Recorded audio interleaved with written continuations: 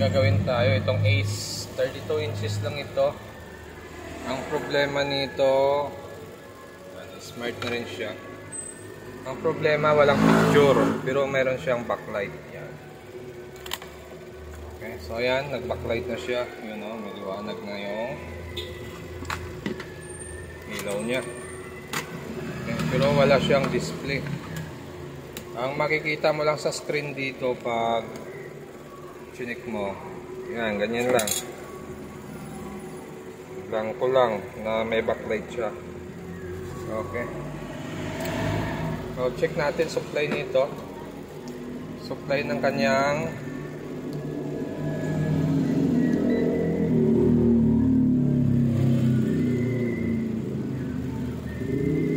Beacon, 12 volts. Okay, pasok yan. BGH natin, pasok din, 30. BGL natin, negative 8, pasok din. 15, pasok din. Okay, so okay yung supply natin, no? 12 volts. 3.3. So normal yung supply natin, pero bakit blanco? Hindi naman siya nagpo-protect. Ito, Beacom natin. Yan, may nakalagay Beacom. Ito, 6 volts. Okay rin, ano? Pero magtataka ka bakit walang display. Ngayon gagawin natin, ito yung data natin ng clock signal. STB1, clock 8, clock 1, LC1, LC2. So ito yan. Ito yung STB natin ay negative 8. Okay.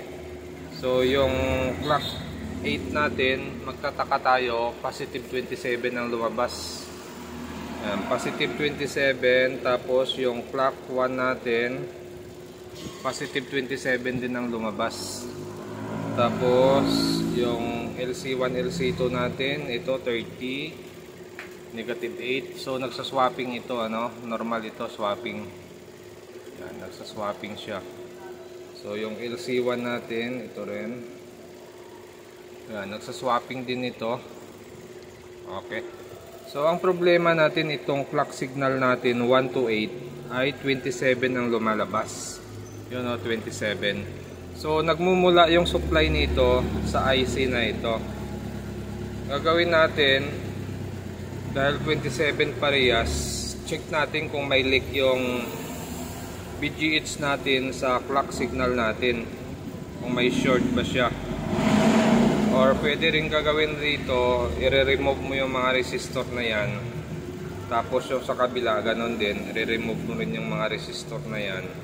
Para matrace kung ang short ba ng ating clock signal sa BGH ay nasa panel issue or sa side cope niya, or dito nanggagaling mismo sa IC niya.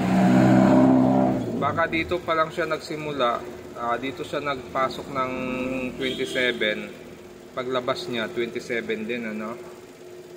Okay, so try natin. Remove muna natin yung mga resistor. Try natin dito. Pag hindi gumana, pag may tagos pa rin siya 27, di pa tayo dito. Pag may tagos pa rin siya, ibig sabihin nanggagaling yung tagos na 27 dito. Hindi na kukontrol ng IC na to yung clock signal natin. Okay, so try natin yung setup na ito. Tinanggal natin dito, yan, lahat ng clock signal dito tinanggal natin. So makikita natin dito ay 27 pa rin yung clock signal natin dito. Okay, so dito check natin dito sa load side. Okay, 1.7 dito. Tapos pagdating dito sa supply niya, sa in niya mayroon siyang 27. Okay, so may 27 pa rin siya. So gagawin natin dito, magre-remove din tayo dito. Lahat ng clock signal 1 to 8 tanggalin din natin. Pag may supply pa rin siya dito, ibig sabihin hindi nagpa-function ito. Nag-short yung BGH natin dito. Kaya yung tumatagos sa clock signal natin, BGH din. Okay, try natin. Okay, so ito na. Bali, magkabilaan na tinanggal natin. Tapos ito tinanggal din natin 1 to 8. So titingnan natin kung may supply pa rin ito sa input natin na clock signal. Okay, 27 pa rin siya. Oh. Kita niya ba 27 pa rin? So ibig sabihin hindi nagpa-function yung CKB natin, ano? Ito negative 1 ang supply nito.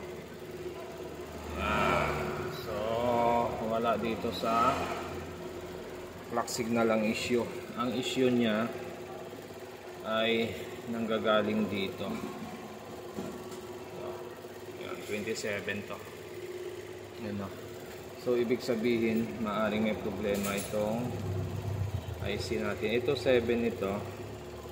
So tingnan natin kung ilan ang supply ng IC na ito. Ito 3.3. Ito 3.3 din. Ito yung BGH natin. Yan, ito. Yan, meron tayong 30 dito. Yan, malabo. Usin natin.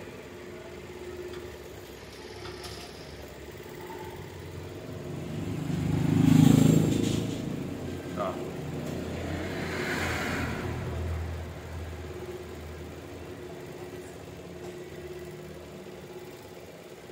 Yan, BGH. Malabo na naman. Okay. So dito may pumasok na BGH dito, tapos BGL pumasok dyan. Pero dito sa taas, puro BGL lang pumasok dito. Ito negative 8, ito negative 8 din. So tingnan natin yung data ng IC na ito kung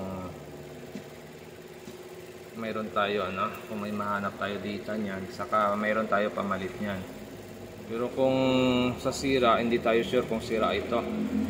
Pwede rin kasi yung switching nito ay nagkaroon ng problema.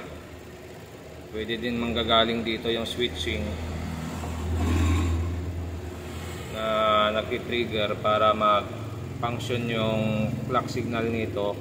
Dahil may error din yung IC na ito, baka hindi din niya maibigay yung tamang trigger dito. So pwede din nagmumula sa mismong IC na to, or pwede din sira ito, or may isa pa ditong IC yung DC to DC. Pero ito DC to DC na ito eh. Pag nag-out na ng DC to DC yan, may distribute na niya yung mga supply dito.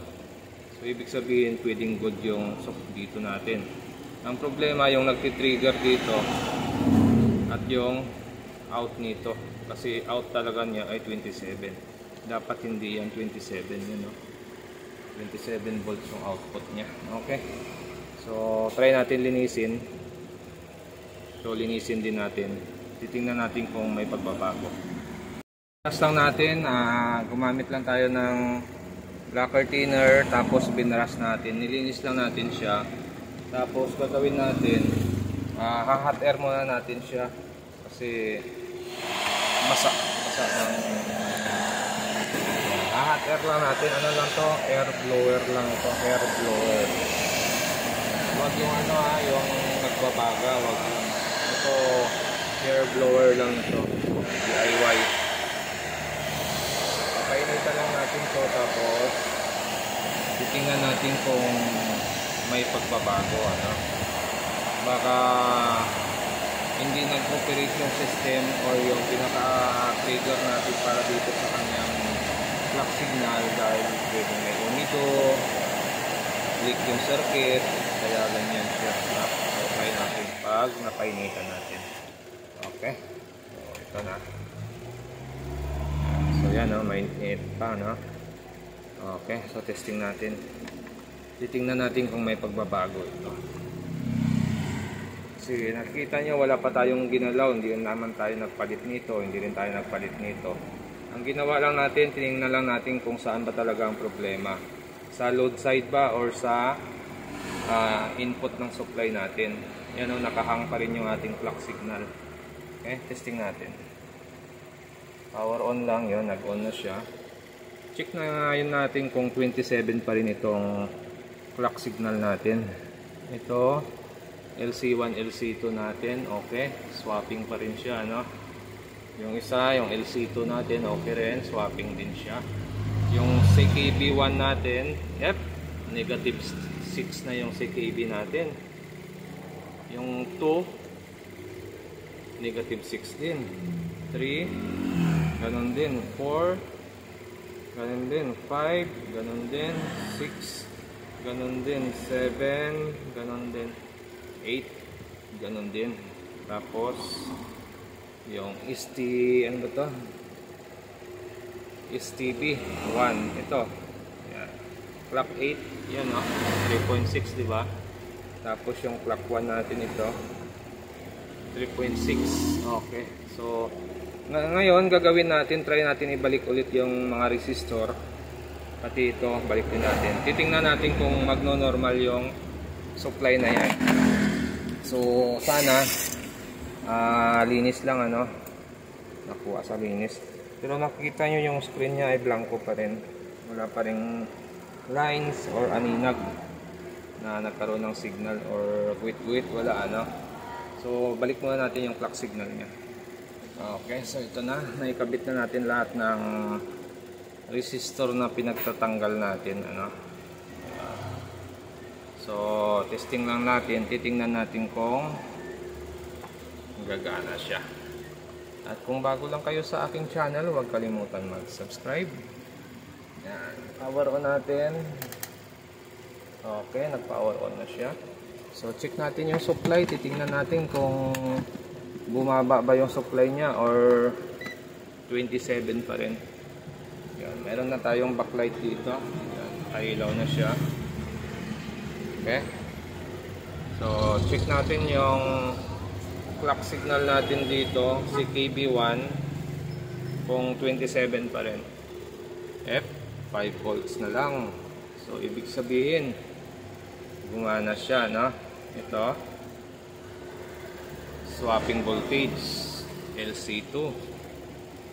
Ito naman yung LC1 natin, swapping voltage din, okay rin. So mula dito 1, 2, 3, 4, 5, 6, 7, 8. Tingnan natin yung 8. Positive 5 din. Ito, positive 5 din. So ibig sabihin normal na yung supply natin. Ito, negative 8. Yun. So nakikita nyo, bumaba yung supply natin dito. Kanina 27 ito, ngayon 5 na lang. So check natin yung display ng unit kung mayroon na siyang display, kung nagkaroon na siya ng picture. Yun, oh, no signal na nakalagay, oh. No signal. Okay. So wala tayong pinalitan. Wala tayong pinalitan na pyesa. Ang ginawa lang natin, nilinis lang natin yung circuito. Tapos bin lower. Tapos tinesting. So kung nasundan nyo yung operation ng ating step by step, kung saan natin na-trace kung ano talaga ang problema niya, so madali lang siya i-troubleshoot, ano. Pero ito, nakita nyo wala tayong piyesang pinalitan. Nakuha sa linis, nagkaroon siya ng display. Yun, no? No signal. Okay. Yeah. Okay na. Okay, so